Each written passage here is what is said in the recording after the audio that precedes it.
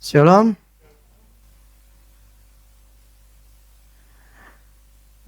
Oke, hari ini saya ingin bahas yang minggu lalu saya ada pernah ngomong. Yang saya mengatakan bahwa banyak orang Kristen hidup berdasarkan gaji, bukan berdasarkan perjanjian. Ini saya tidak akan bicara masalah uang aja, masalah gaji. Tetapi ini banyak orang Kristen tuh hidupnya itu nggak mengerti bahwa sebetulnya mereka berada di dalam sebuah perjanjian. Sehingga mereka hidupnya ya karena sudah nasib ya. Jadi ya jalanin aja hidup itu. Bersyukur aja. Tapi mereka jauh dari apa yang kualitas hidup yang memang Tuhan sudah sediakan atau sesuai dengan dalam perjanjian. Itu susahnya, repotnya bahwa mayoritas orang Kristen tidak mengerti. Makanya begini. Si Kenneth ngomong gini, Tuhan ngomong sama dia begini. Banyak orang Kristen, mereka itu jadi mereka itu berteriak sama Tuhan untuk masalah kebutuhan uang, masalah kebutuhan sehari-hari. Padahal yang mereka butuhkan itu adalah pengetahuan, pengertian akan firman Tuhan. Mereka membutuhkan pemulihan, mereka membutuhkan kesembuhan, mereka butuh. Sebetulnya yang mereka butuhkan adalah pengertian. Nah, hari ini kita belajar bahwa kita harus mengerti bahwa sebetulnya hidup kita itu berdasarkan perjanjian. Ibrani 9 ayat 15. Ibrani 9 ayat 15. Karena itu ia, ini adalah Kristus, adalah pengantara dari suatu perjanjian yang baru. Ya, pengantara dari suatu perjanjian yang baru. Supaya mereka yang telah terpanggil, kita adalah orang Kristen dipanggil yang percaya sama Kristus, dapat menerima bagian kekal yang dijanjikan. Sebab ia telah mati untuk menebus pelanggaran-pelanggaran yang telah dilakukan selama perjanjian yang pertama. Jadi kalau dalam perjanjian pertama itu adalah hukum Taurat, di mana hukum Taurat itu adalah sebuah perjanjian bahwa ketika kita melakukannya, kita akan menerima semua berkatnya Allah. Tetapi itu manusia tidak bisa mendapatkannya karena memang manusia berdosa. Sampai perjanjian itu diperbaharui lagi melalui Kristus. Jadi tuntutan dari hukum Taurat itu dilakukan oleh Kristus melalui salib gitu. Sehingga hanya melalui Kristuslah kita bisa mendapatkan perjanjian yang baru. Makanya kitab Alkitab kita ada perjanjian baru. Nah, melalui perjanjian barulah kita itu dapat menerima bagian kekal yang dijanjikan. Jadi ada perjanjian atau janji-janjinya Tuhan yang diberikan bagi orang percaya. Nah, apa sih maksud daripada perjanjian? Ya. Dalam Kamus Bahasa Indonesia gitu ya. Arti keperjanjian itu arti persetujuan. Yang dibuat oleh dua belah pihak atau lebih, yang masing-masing bersepakat akan mentaati apa yang tersebut atau yang disebutkan dalam persetujuan itu atau dalam perjanjian. Contohnya perjanjian perdagangan gitu ya. Nah, kalau di Google gitu ya, hampir sama sih ya. Perjanjian adalah suatu persetujuan atau kesepakatan yang dibuat oleh dua belah pihak atau lebih, baik secara lisan maupun tertulis, di mana mereka saling mengikatkan diri untuk melaksanakan suatu hal, baik berbuat maupun tidak berbuat sesuatu, ya, boleh ini atau tidak boleh gitu dalam perjanjian itu. Maksudnya itu mengikatkan diri yang menimbulkan hak dan kewajiban, serta memiliki kekuatan yang mengikat secara hukum. Jadi ketika ada perjanjian tercipta, itu ada yang namanya hak, ada yang namanya kewajiban. Jadi ada sebuah kesepakatan yang terbentuk, yang tercipta gitu loh, oleh dua belah pihak.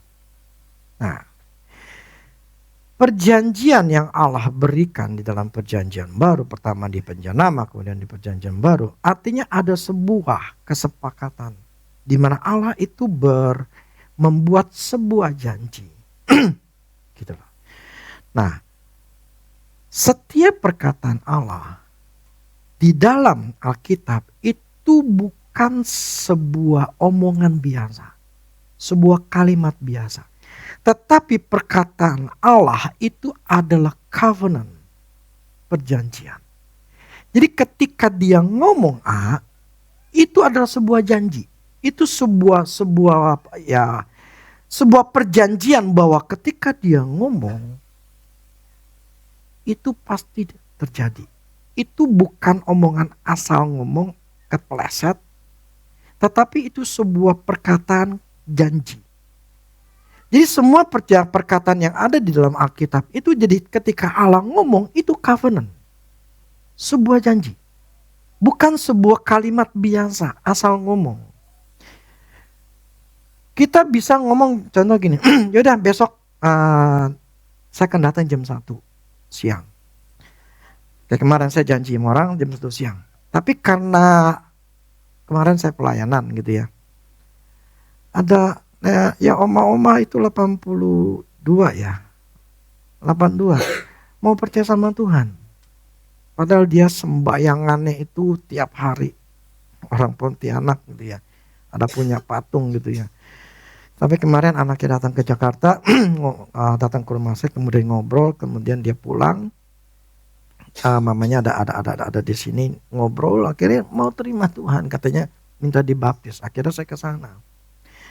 Nah waktu sana ya saya ngomong dulu mengenai Yesus gitu ya, mati kasih untuk tebus dosa dia, akhirnya dibaptis. Cuman memang saya tidak baptis yang namanya selam karena memang kondisi tubuhnya untuk berdiri udah susah. Jadi saya cuman pakai air, kemudian saya basuh istilahnya mukanya dari kepala sampai muka ke kaki semuanya gitu ya, cuman dibersihin gitu. Nah itu ya istilahnya itulah. Kalau firman katakan satu orang bertobat tuh di surga, malaikat tuh bersuka cita. Dan memang sangat simpel gitu loh. Bahwa ketika seseorang mau percaya sama Tuhan itu seperti itu. Turunlah malaikat. Akhirnya melalui ketika dia mengaku dosa, kemudian dia meminta Yesus sebagai Tuhan. Turunlah malaikat gitu loh. Di situ dia sudah menjadikan dirinya sebagai pengikut Kristus. Sebetulnya mengikut Tuhan tuh nggak susah. Ditebus atau untuk dipercaya, untuk dia mau terima Tuhan itu nggak susah. Yang susah itu adalah merubah pola pikir. Jadi yang susah itu adalah mengerti bahwa setelah kita terima Tuhan, itu apa sih haknya kita di dalam Tuhan? Apa sih kita ini sebagai anak Allah? Itu yang tersulit dalam hidup kekristenan.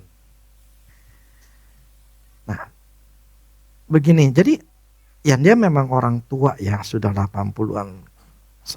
Gini ya, semakin orang umur tuh semakin sulit menerima sesuatu yang baru sebetulnya. Untuk merubah pola pikir itu nggak mudah.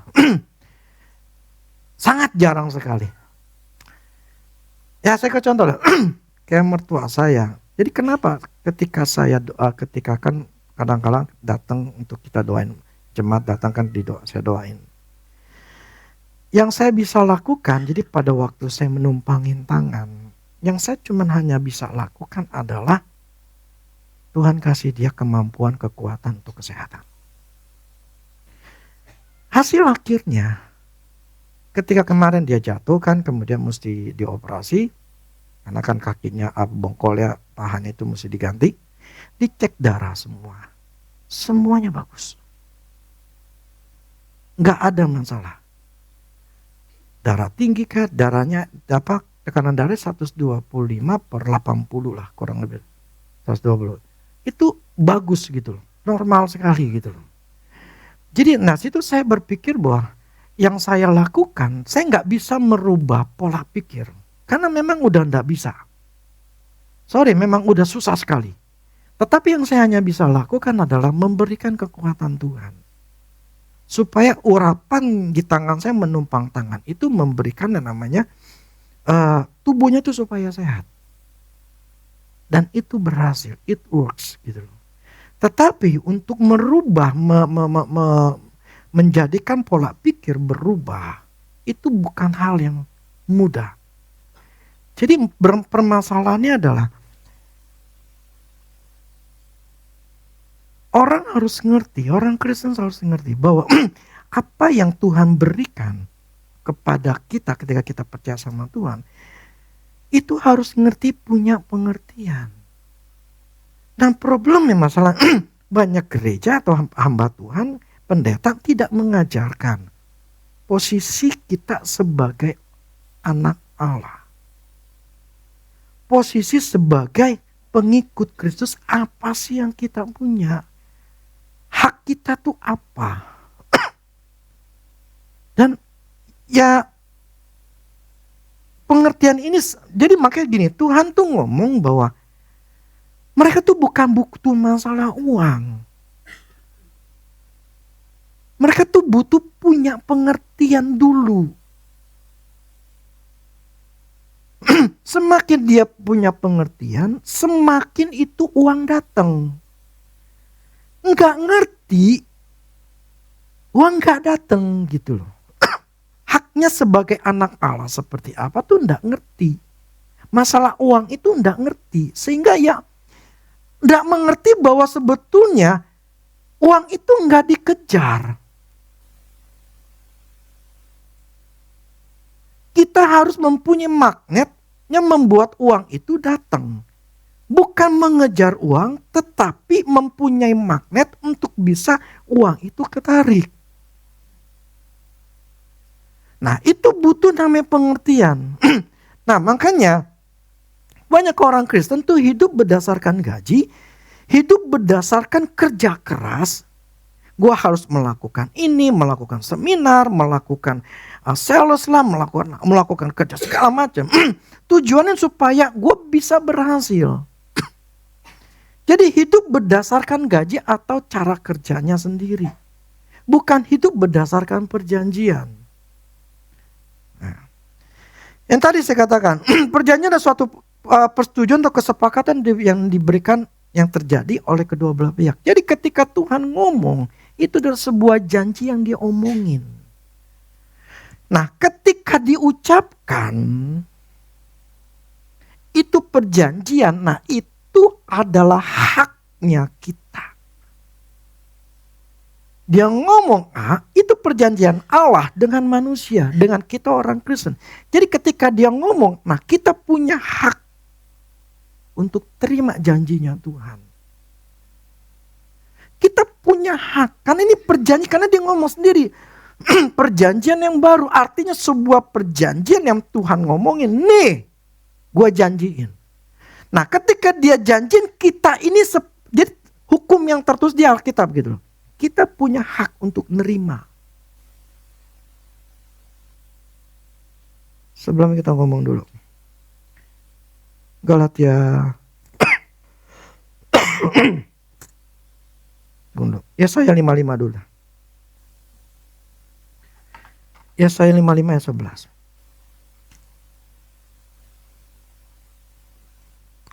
Demikianlah firmanku yang keluar dari mulutku. Ia tidak akan kembali kepadaku dengan sia-sia. Tetapi ia akan melaksanakan apa yang ku kehendaki. Dan berhasil dalam apa yang kusuruh kepadanya. Jadi setiap perkataan firman itu perkataan, omongan. Jadi setiap perkataan Tuhan yang keluar dari mulut Tuhan gak mungkin balik dengan sia-sia. Tapi dia akan laksanakan apa yang Tuhan kehendaki. Dan berhasil dalam apa yang disuruh. Bilangan 23 ayat 19. Bilangan 23 19 kata gini. Allah bukanlah manusia sehingga ia berdusta. Bukan anak manusia sehingga ia menyesal. Masakan ia berfirman dan tidak melakukan, atau berbicara dan tidak menepatinya? Jadi ketika Allah ngomong di dalam Alkitab, itu adalah sebuah perjanjian. Masakan gue ngomong, gue gak lakuin. Allah itu punya power, kuasa untuk bisa melakukan dengan berbagai macam cara. Nah, ini seharusnya perkataan ini, itu yang harus kita ucapkan. Saya seringkali ngomongin ini. Yesaya 5:11. Setiap perkataan firman Tuhan yang keluar dari mulut Allah tuh, apapun yang dikatakan itu pasti terjadi. Dan bahkan berhasil dalam apa yang aku suruh. Kemudian saya mengingat satu firman katakan gini, bahwa dia akan mengajari aku apa yang memberikan faedah, memberikan keuntungan padaku. Perkataan-perkataan firman itu yang saya ucapkan untuk otak saya, diri saya menyadari bahwa Allah itu mampu bisa memberikan hikmat pengertian apapun juga. Jadi starting awalnya kita harus tahu bahwa setiap perkataan Allah di dalam firman Tuhan itu adalah perjanjian. Perjanjian. Dan perjanjian ini enggak mungkin gagal. Itu yang harus tertanam dalam diri kita. Nah, sekarang perjanjian janjinya Allah itu banyak. Dalam 5 aspek, 4 aspek yang pertama untuk kita bisa, 4 aspek yang untuk keluarga, satu kan Tuhan gitu ya. Keluarga, aspek keluarga, kesehatan, aspek yang namanya pekerjaan, uang. Ini semua ada perjanjiannya Tuhan. Jadi ada janji yang Tuhan ngomong gitu loh. Di setiap aspek ini ada Tuhan ngomong. Dan ketika Tuhan ngomong, itu perjanjian itu haknya kita.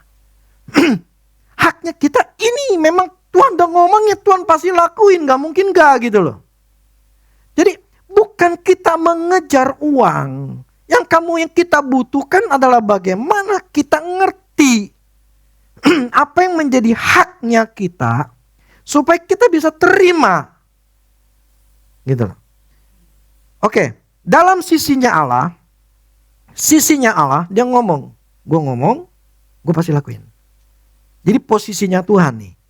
Nah, posisinya manusia, Tuhan butuh. Kita minta hak samanya Tuhan. Tuhan berikan hak lu sebagai anakku, ini ada. Tetapi ada kewajibanmu sebagai anakku. Nah, ada haknya kita, tapi ada kewajiban kita.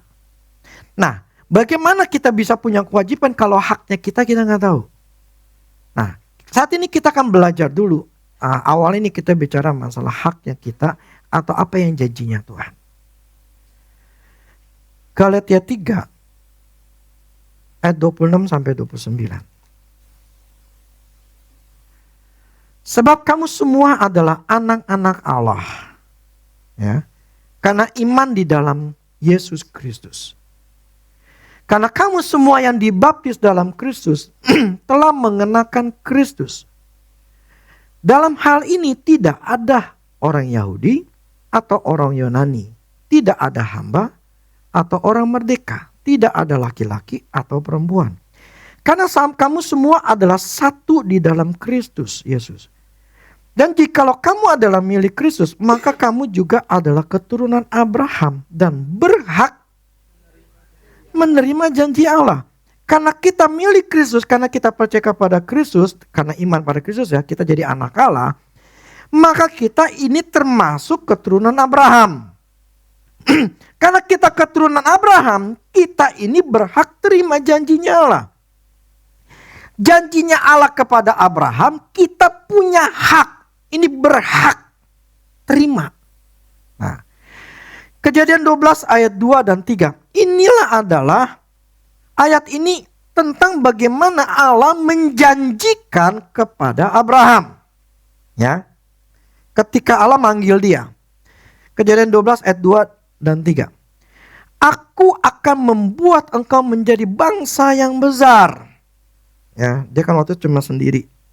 Maksudnya masih Sarah gitu ya. Dan memberkati engkau. serta membuat namamu masyhur, dan engkau akan menjadi berkat. Aku akan memberkati orang-orang yang memberkati engkau dan mengutuk orang-orang yang mengutuk engkau. Dan olehmu semua kaum di muka bumi akan mendapat berkat. Janjinya Allah kepada Abraham bahwa Allah akan memberkati Abraham. Jadi janjinya berkat itu kepada Abraham. Kemudian di Galatia itu firman katakan kita juga berhak terima janji berkatnya Allah. Nah, apakah Allah menggenapi perjanjian kepada Abraham itu? Allah genapi Abraham itu diberkati luar biasa. Sehingga dia pun jadi berkat. Jadi berkatnya, janjinya Allah kepada Abraham, gua akan berkati. Nah, berkat itu turun. Dan terjadi. Nah, kemudian melalui Kristus berkatnya Abraham ini turun ke kita.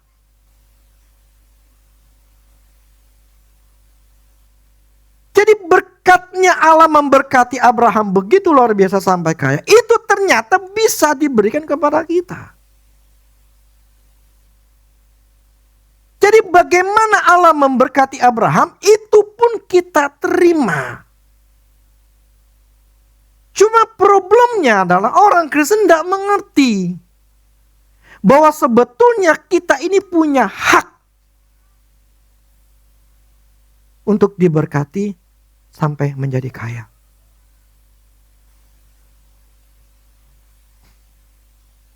Tetapi banyak pendeta mengatakan ya, nggak mengajarkan ini karena takut. Kemakmuran itu membuat kita jadi seperti keduniawian. Padahal itu adalah janjinya Allah. Haknya kita untuk menjadi berkat, menjadi kaya, diberkati, itu adalah bagian kita.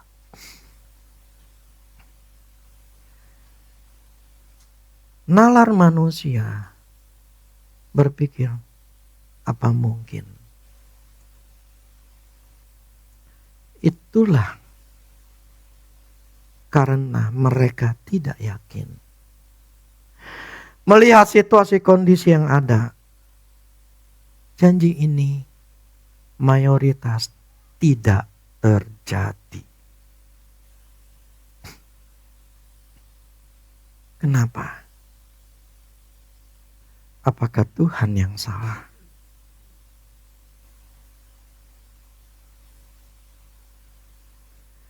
Kamu juga adalah keturunan Abraham dan berhak menerima janji Allah. Kita punya hak. Seharusnya kita seperti Abraham yang kaya.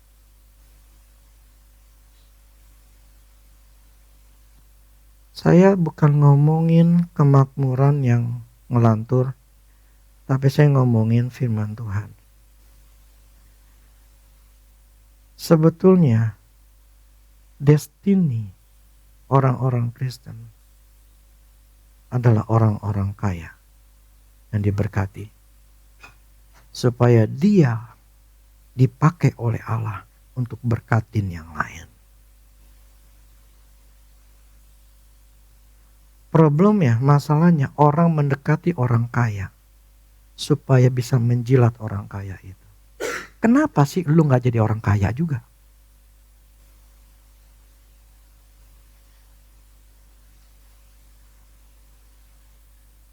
Tapi untuk berpikir menjadi kaya, itu adalah sebuah hal yang sangat sulit bagi banyak orang Kristen. Apalagi yang kelapa tua. Ini bisa orang itu bisa diberkati atau menjadi kaya kalau pola pikirnya sudah kaya. Kalau pola pikirnya orang miskin, dia akan tetap miskin. Orang diberkati dimulai bukan secara ketika dia sudah punya uang, baru dia mengatakan saya diberkati. Orang diberkati karena di dalamnya sudah mengatakan gue diberkatin. Sebelum terjadi di luar, terjadi dulu di dalam. Kalau di dalamnya aja mengatakan gue gak bisa, gue gak mampu, gue gak punya pendidikan, gue gak punya modal, gue gak punya ini. Bagaimana gue bisa berhasil? Mentalnya udah mental miskin. Mentalnya udah mental susah. Mana bisa dia menjadi orang yang berhasil? Nggak bisa. Makanya yang dibutuhkan oleh orang Kristen pengertian, merubah pola pikir. Baru orang itu bisa berhasil. Selama pola pikirnya belum berubah, hidupnya tidak akan pernah berubah. Perubahan terjadi itu dari dalam, bukan dari luar. Kalau dari dalamnya aja kita berkecamuk, khawatir, takut, bingung, nih gimana harusnya, aduh Tuhan gimana, stres, tertekan, nggak bakal bisa menerima janjinya Tuhan. Pengertiannya adalah gua ini punya hak untuk menerima janjinya Allah. Dia ngomong bahwa aku akan terima janji Allah. Yes Lord, aku terima. Walaupun kita ngomong begitu, itu nggak mudah dalam satu hari kita ngomong itu. Itu namanya serangan yang mengatakan, iya mana buktinya lu masih susah. Mana lu kerjanya belum ada. Itu banyak serangan, tapi disitulah apakah kita mempertahankan janjinya Allah.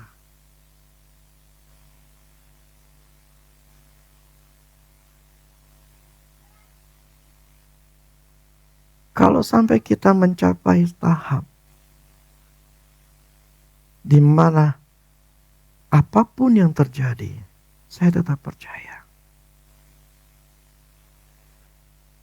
Saya mempercayai Allah ketika saya menyerahkan hidup saya total sama Tuhan. Nah, Allah itu bergerak karena ada orang yang ngerti. Itu masalahnya. Allah tidak bergerak karena air mata. Karena air mata itu melambangkan dia dalam keadaan stres. Pembuktian bahwa dia sedang tertekan, bukan sedang percaya.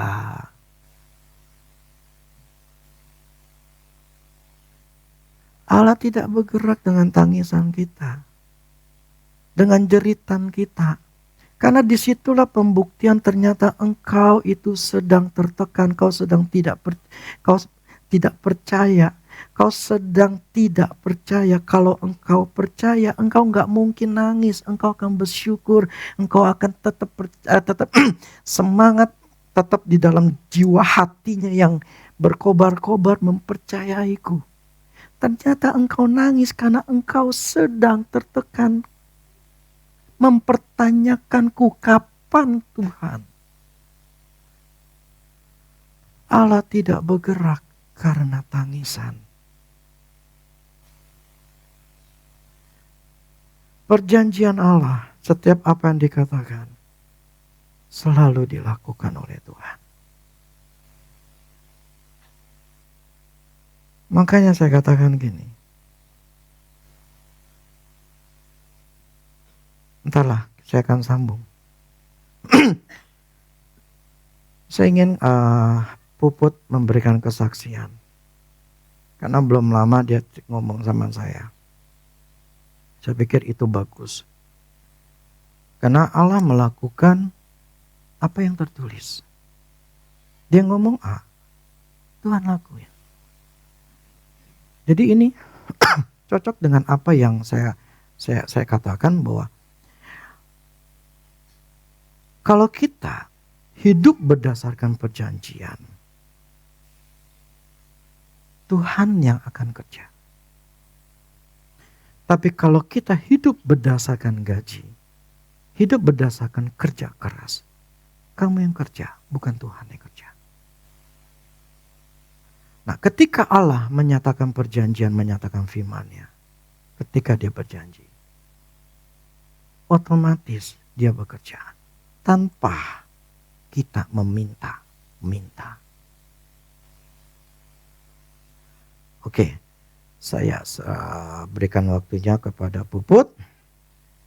Apa yang Tuhan sedang lakukan atau Tuhan sudah lakukan dalam kehidupan dia. Supaya kita ngerti apa yang saya ngomongin ini benar atau tidaknya. Dialamin atau tidak. Oke.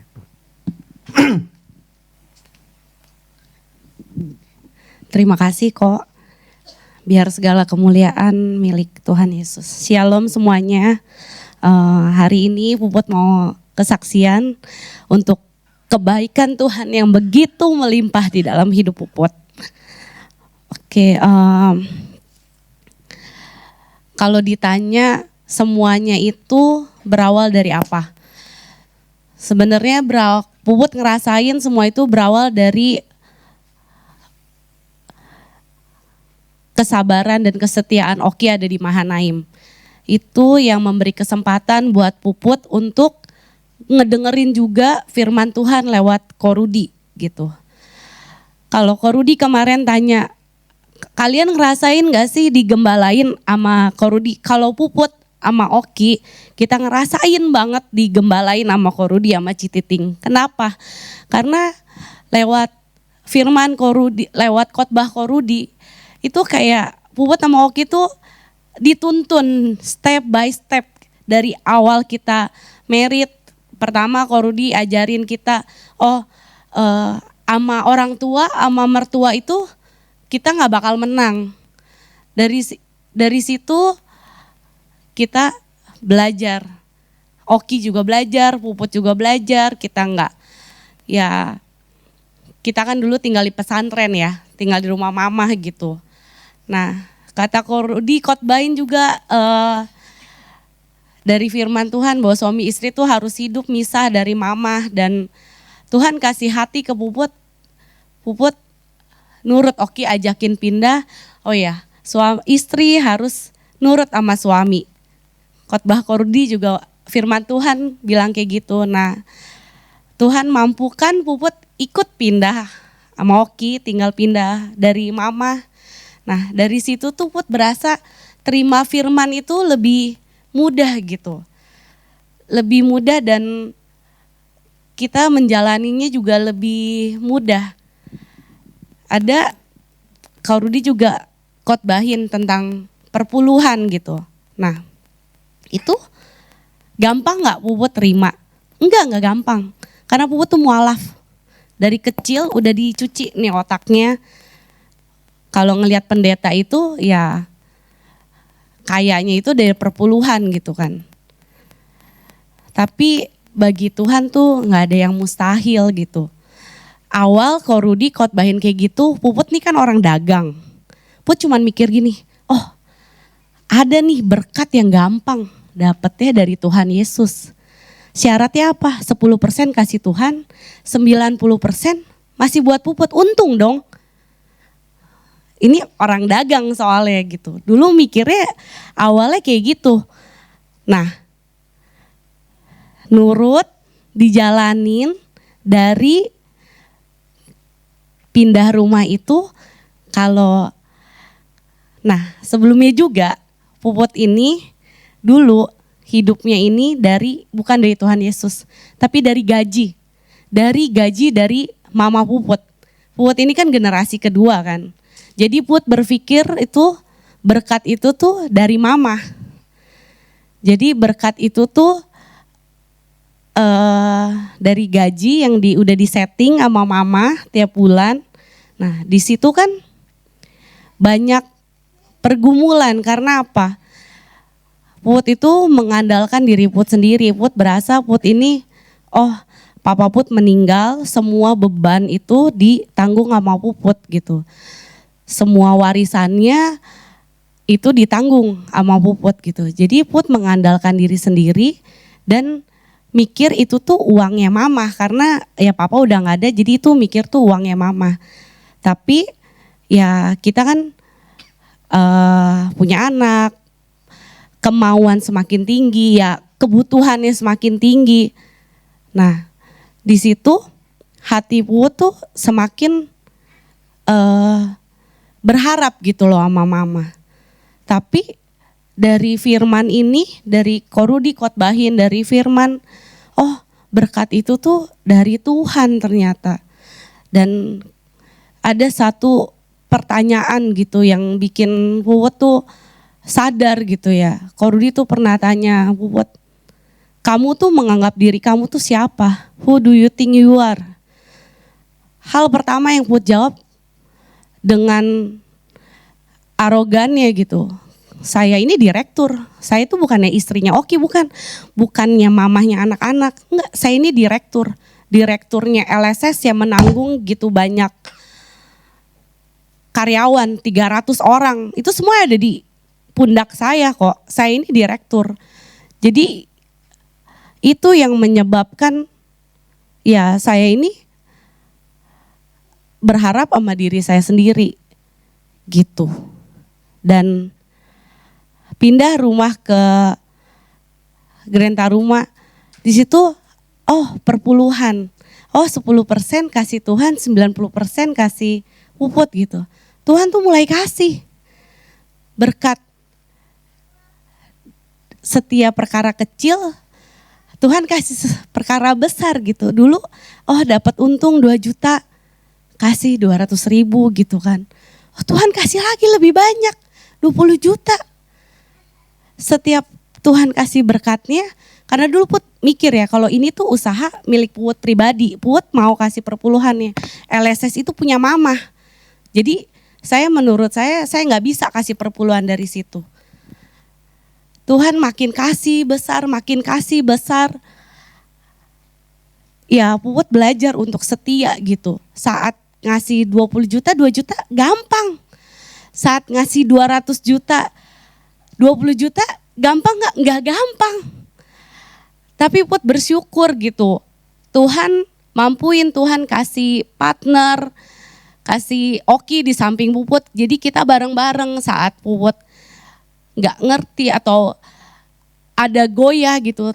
Kita tuh saling menguatkan gitu. Buahnya apa dari situ? Ternyata berkat itu nggak dari mama. Berkat itu dari Tuhan. Puput Oki pindah rumah, tadinya Puput kerjain semuanya, kerjain angkutan, kerjain LSS, jualan sembako. Nah, Puput tuh kalau hamil itu rese. Jadi Puput tuh berhentiin asisten pribadi gitu kan. Entah gimana ceritanya, pokoknya sejak 2019 itu Oki ambil in charge pegang angkutan. Nah, angkutan ini kan punya Put sama Oki. Kita udah ada pengertiannya bahwa kita tuh perpuluhan gitu dari mobil waktu pertama kali itu 2. Kita perpuluhan. Kita komit mau rugi, mau untung, nggak ada rugi sih sebenarnya kalau di dalam Tuhan nggak ada rugi. Dan sampai sekarang 2019, hampir 7 tahun berjalan, itu perusahaan BMX bisa dibilang gak ada sedikit pun uangnya itu keluar untuk rugi. Mobil nabrak semua diganti sama asuransi. Dengan proses yang ibarat tuh jalur langit. Kemarin kita ketemu sama orang mana yang Jawa Timur. Kita ceritain alur kerja kita. Dia sampai bilang dia nyenggol istrinya. Tuh makanya doa yang banyak biar kita pakai jalur langit sama dia. Karena bagi dia nih generasi kedua yang udah punya mobil 200 lebih, cara kerja kita tuh gak masuk akal. Kita punya kebebasan waktu, kita punya orderan yang begitu melimpah, yang tidak pernah surut gitu. Dan buah Tuhan tuh tetap dan semakin naik, semakin bertumbuh. Dan Puput Oki tuh merasakan itu gitu. Begitu ya kalau orang awam bilang itu jalur langit. Kalau bagi kita berdua itu ya jalurnya Tuhan Yesus yang iya dan amin gitu. Nah Puput ngertiin itu di angkutan. LSS ini dari dulu emang secara blueprint itu ya emang keluarga Put tuh jualan sembako itu udah blueprintnya gitu. Buahnya banyak-banyak. Proses tapi nah jadi Put bisa ngeliat nih, ini yang satu perusahaan perpuluhan dari awal. Uangnya nggak ada, jadi uangnya kita dapat ya kita nikmatin. Ada kecelakaan pernah, tapi semuanya diganti sama asuransi. 95% diganti sama asuransi.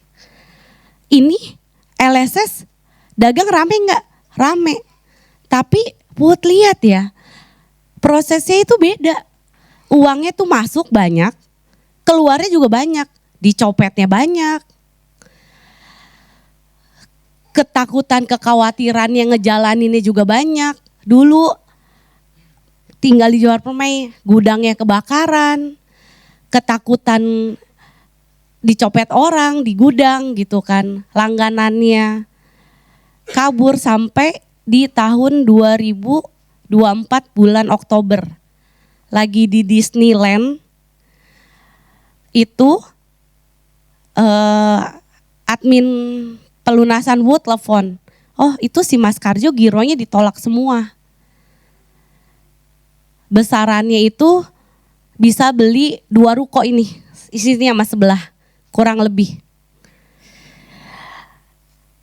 Itu salah satu titik balik juga buat Puput, karena Puput ngerasa dulu tuh Puput ngerasa ini semua tuh bisa jalan gara-gara gue yang pinter dagang, gue yang bisa megang semuanya, gue yang bisa ngatur semuanya. Tapi enggak kayak gitu. Semuanya itu dari Tuhan. Ya karena LSS tidak melakukan kewajibannya. Puput lihat. Dari situ bulan Januari itu kejadian itu mengajarkan Puput bahwa berkat itu datangnya dari Tuhan, nggak boleh mengandalkan diri Puput sendiri.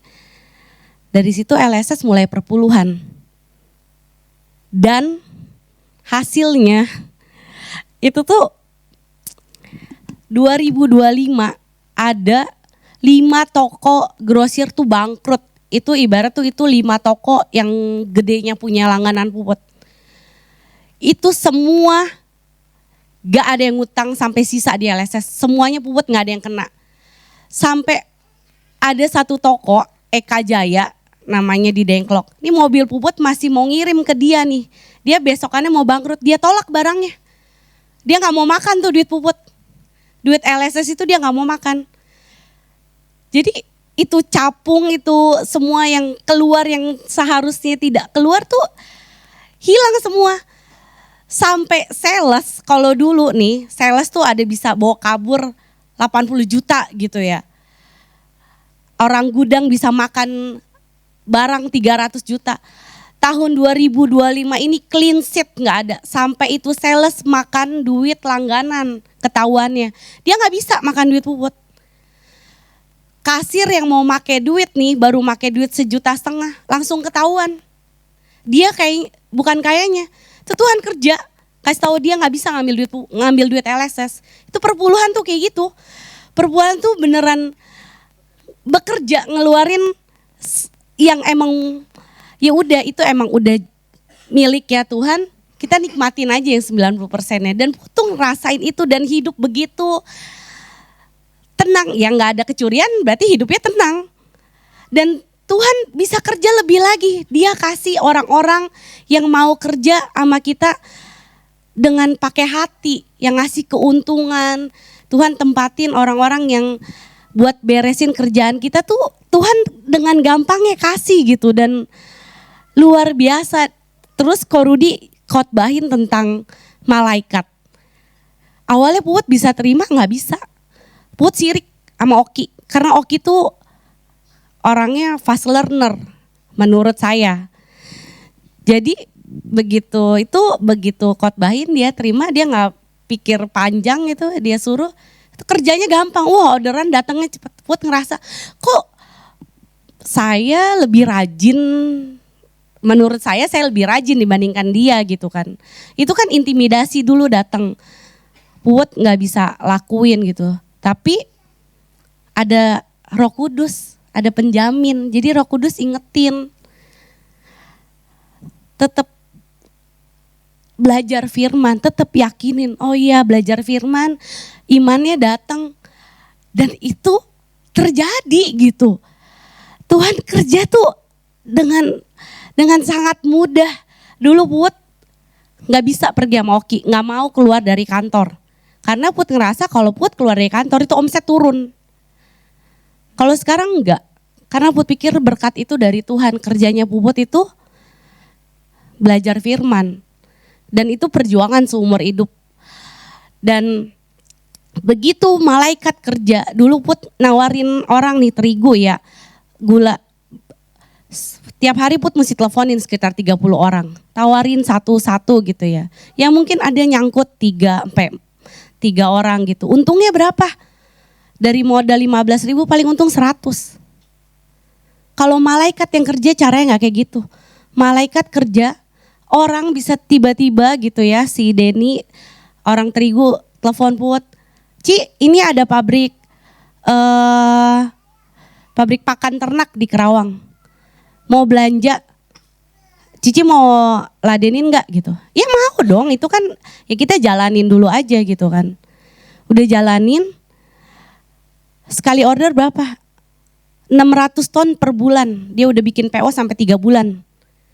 Puput bebas, bisa pacaran sama Oki. Karena malaikat yang kerja. Dan ya ada banyak contoh-contoh yang lain nih. Dan ya intinya ikut Tuhan tuh begitu enak, begitu indahnya gitu. Jadi Puput sama Oki berterima kasih juga sama Koko sama Cici untuk menuntun kita gitu. 2026 ini pasti kita semua jadi lebih baik. Amin.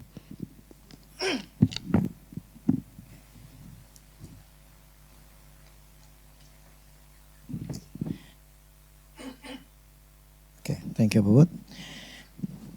Tunggu bentar.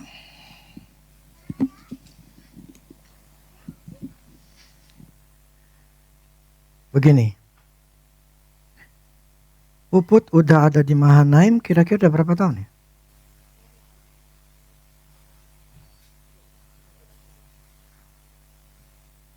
Baru berubah tahun berapa?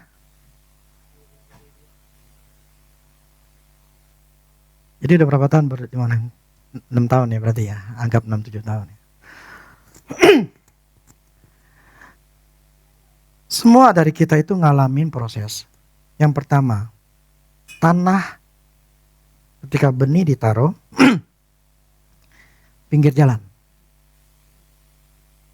Datang dengar Kristen mingguan karena agamawi ya kan, Kristen kan sudah datang ke gereja. Datang udah pulang. Jadi firman gak kena. Terus benihnya itu ke batu-batu. Awal semangat ya.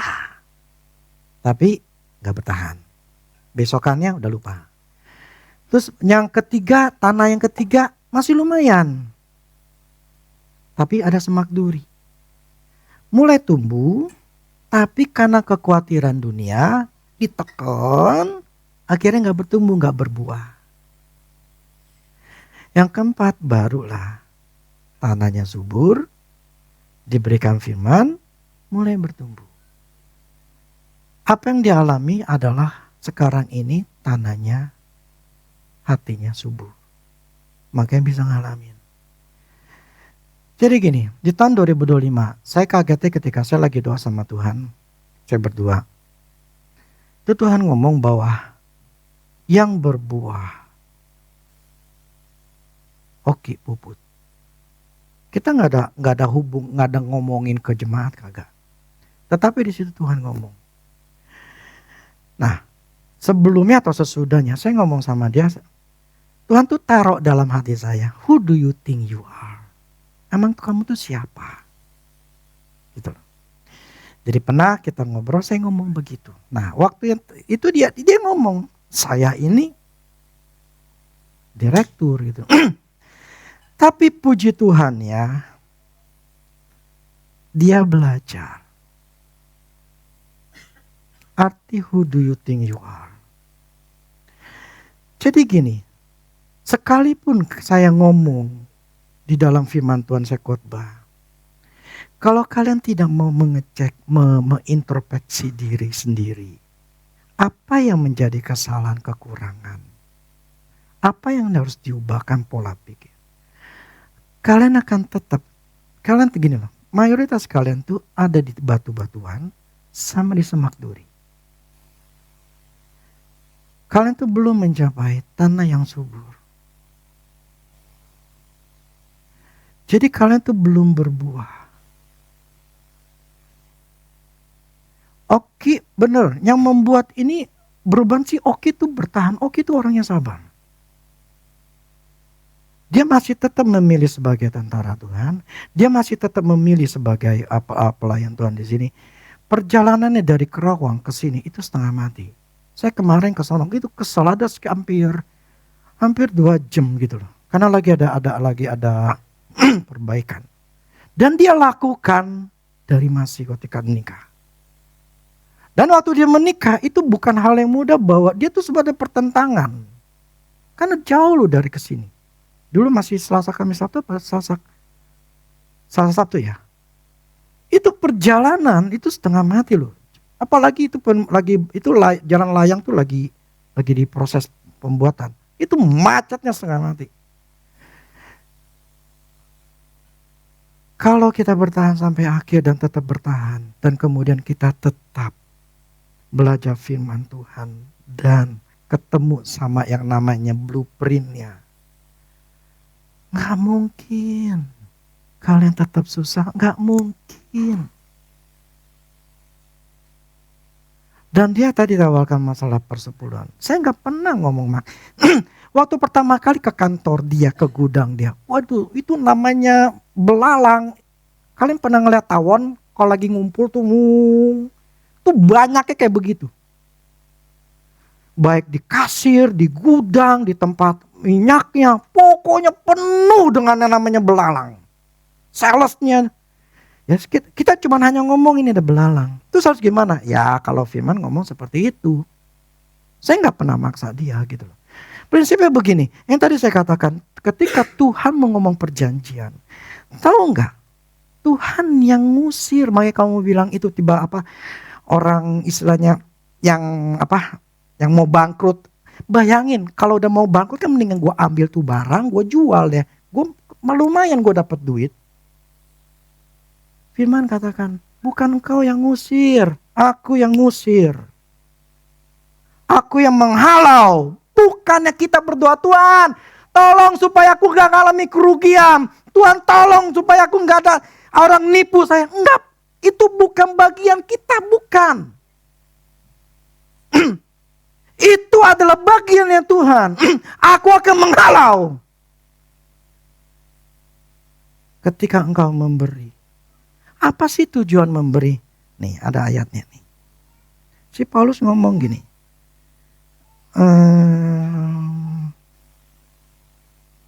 Filipi 4 ayat 17.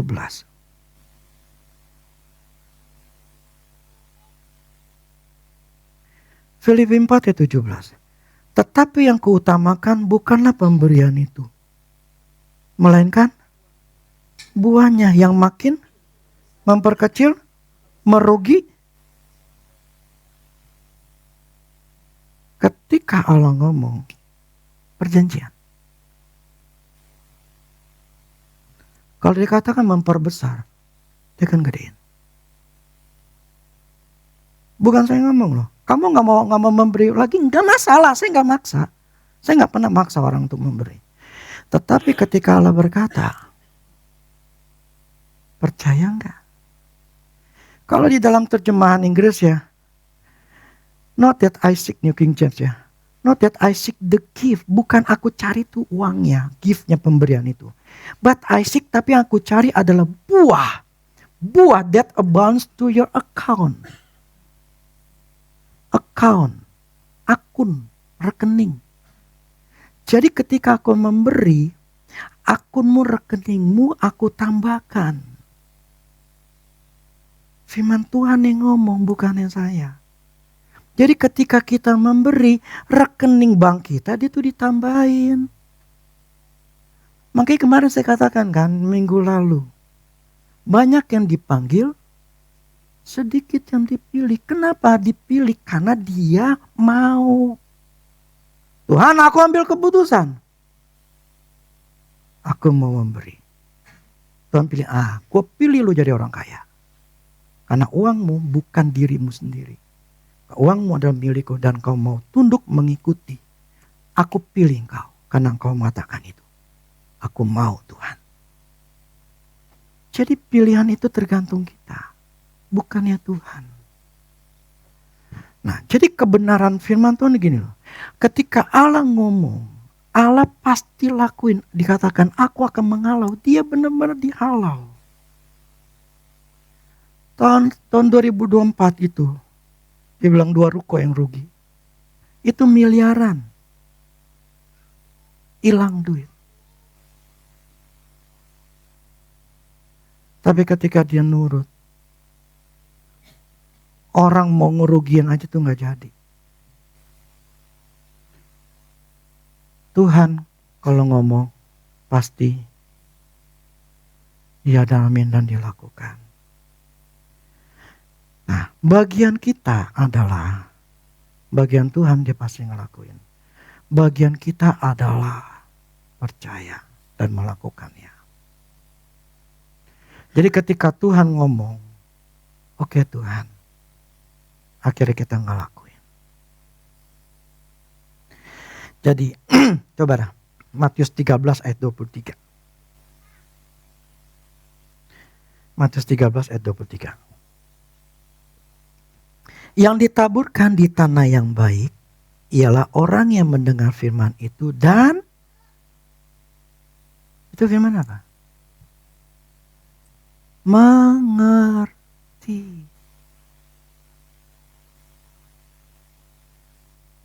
Orang ngerti pasti ngelakuin. Jadi tanah yang subur adalah orang yang ngerti. Anggap gak? Kalian tuh bukan butuh uang. Kalian bukan butuh solusi. Kalian butuh ngerti firman Tuhan.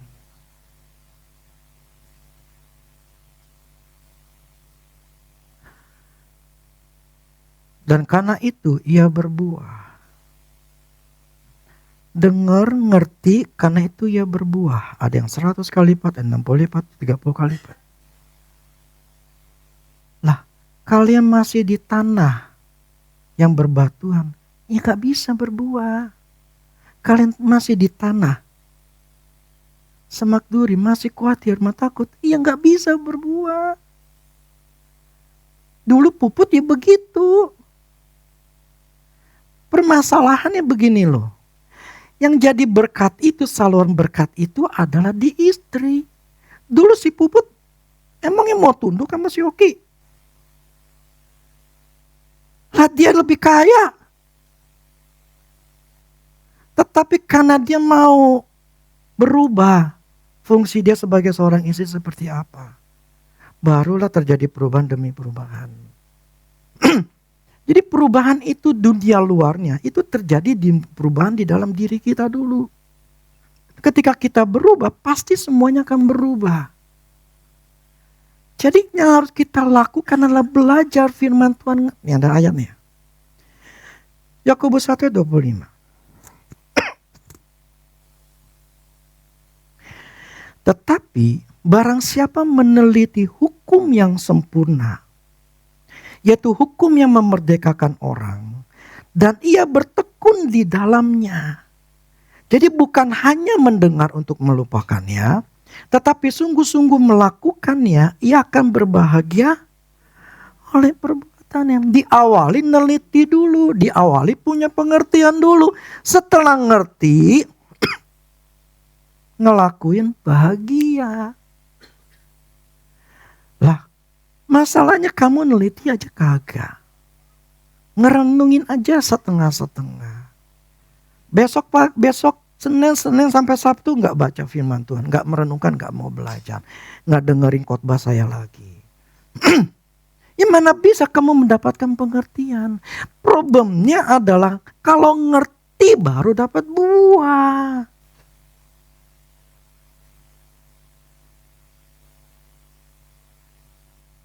Ya seperti saya katakan, gimana anak kecil yang sama si Ethan untuk nyalain AC. Dia nggak ngerti nyalain AC itu gimana. Padahal dia kepanasan. Aduh panas gini. Tapi dia tahu tuh ada AC. AC itu membuat dia tuh nyaman. Nah sekarang dia nggak ngerti bagaimana nyalain AC. Ya tetap aja dia panas. Tetap aja dia susah keringetan. Demikian gitu loh. Kalau kamu tuh nggak punya pengertian, walaupun kamu nih gua susah nih gimana? Tetap susah kalau kamu nggak ngerti caranya dan nggak ngelakuin. Jadi janganlah menjadi Kristen mingguan. Jadilah Kristen pejuang. Hidup itu enak. Yang tadi si Bobot katakan, dia tuh nggak tiap hari tuh di kantor. Dia sering pergi. Dia bilang pacaran gitu loh. Kenapa? Orderan selalu datang telepon ke dia lah. Dia saya mau ini. Sebenarnya si Oki. Itu yang saya katakan. Berkat Tuhan. Bukan kemampuan kita. Kita harus ngelakuin ini, ngelakuin itu, ngelakuin ini. Supaya kita berhasil. Kagak. Ini yang kau kehendaki. Yohanes 6 ayat 29. Yohanes 6 ayat 29. Jawab Yesus kepada mereka. Inilah pekerjaan yang dikehendaki Allah. Yang harus kita lakukan. Yaitu hendaklah kamu percaya kepada Dia yang telah diutus Allah. Mau hidup enak? Percaya. Yang harus kita kerjakan setiap hari adalah bagaimana nih hati ini punya kepercayaan. Kalau hati kita masih kadang-kadang goyah, kadang-kadang khawatir, berarti belum percaya.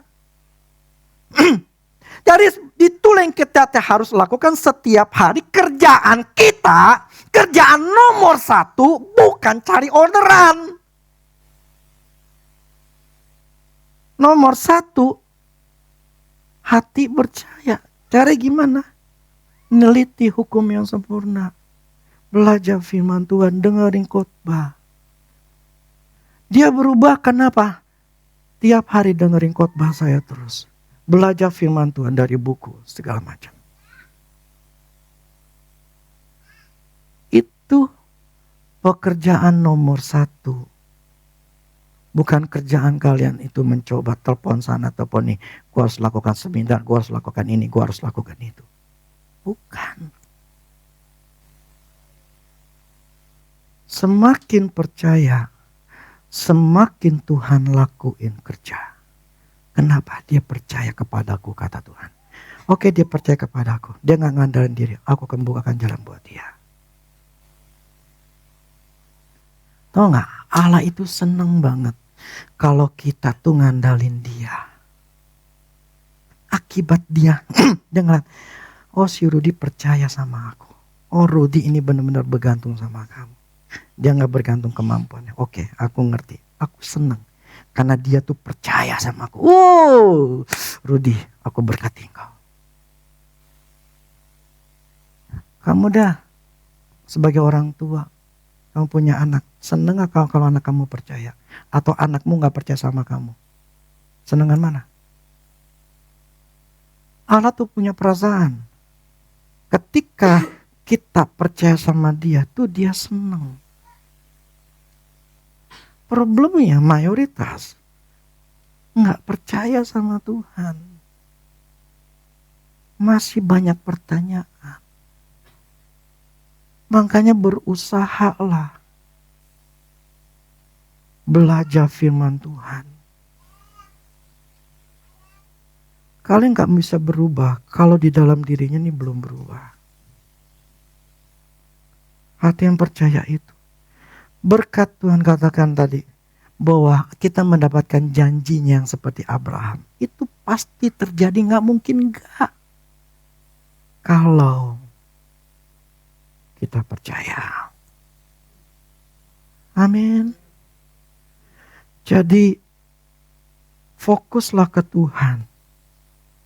Ya. Fokuslah akan janjinya Tuhan. Nanti saya awal katakan, banyak orang Kristen tuh hidup berdasarkan gaji, bukan berdasarkan perjanjian.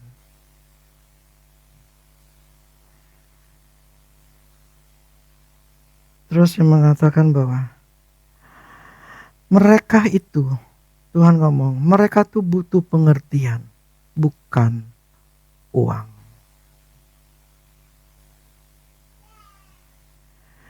Jadi berusahalah merubah pola pikir, cara berpikir. Jadi saran saya, kalau pengen cepat, usahakan belajar firman Tuhan, belajar. Jangan pernah putus sampai kamu mendapatkan buahnya. Kalau udah dapat buahnya, aduh enak banget. Benar, kita nggak pusing tuh masalah dunia. Di dalam aspek yang lain, ada janjinya Allah untuk masalah kesehatan, masalah sakit. Itu ada janjinya Allah. Itu yang harus kita punya. Masalah keluarga, suami, istri, anak, itu ada janjinya Allah. Ketika Tuhan ngomong, kata kalau engkau, hai suami, kasihlah istrimu. Itu adalah janjinya Allah. Allah akan bekerja. Hai istri, tunduklah kepada suami. Ketika kita melakukan, ada janjinya Allah yang terjadi. Itu pasti. Nah, ketika oke pindah dari pesantren atau dari pesantren apaan ya? Memang dia digojolak, tapi memang itu salah. Itu udah salah. Karena udah bertentangan sama firman Tuhan. Dan ketika dia pindah rumah, dia ngomong sama saya, itu berkatnya jauh lebih mudah. Jadi kalau orang ngelanggar, setan kerja. Nah, satu persatu tuh dibereskan. Kalau kita mau hidup kita diperbaiki, satu persatu dibereskan. Sampai kita akan mendapatkan semua janji Allah, buah-buah kehidupan. Amin. Nah, Allah itu baik. Dia itu pengen kita semua diberkati. Semua janji Allah kita dalam 5 aspek itu semuanya kita terima. Dia pengen kita bahagia. Dia gak mau kita susah. Tapi dia butuh kitanya. Ada hak kita untuk terima janji Tuhan. Tapi ada kewajiban yang harus kita lakukan. Ada bagian yang kita harus lakukan. Kemarin Sabtu, si siapa? BP. Itu Tuhan ngomong sama saya, kamu tumpangin tangan dia, aku mau pakai dia. Tuhan, kenapa nggak titing gitu kan? Biasanya kan dia di belakang saya. Aku mau dia. Terus saya tanya, kenapa nggak Puput? Ngomong gitu kan? Aku mau dia. Ya udahlah, saya turun sudah pakai tangan. Tuhan ngomong sama dia. Salah satunya perkataannya, nanti saya rekam, nanti saya kasih ke grup. Lakukan bagianmu. Ingat ya kemarin? Lakukan bagian. Karena Tuhan sudah lakukan bagiannya. Firman-Nya. Jadi saran saya, selalu saya ngomong, belajar firman. Kamu butuh pengertian, bukan uang atau yang lain. Pengertian. Jadi pola pikir, cara berpikir, hati itu mulai harus berubah dulu. Baru yang lain akan berubah. Percaya sama saya. Tadi kenapa saya suruh si Puput kesaksian? Karena saya ingin memberikan satu pembuktian. Firman Tuhan tadi, bahwa Tuhan apa yang dia katakan? Dia katakan menghalau. Itu benar-benar dihalau. Jadi itulah kebenaran. Tinggal bagian kita mau ngelakuin atau enggak.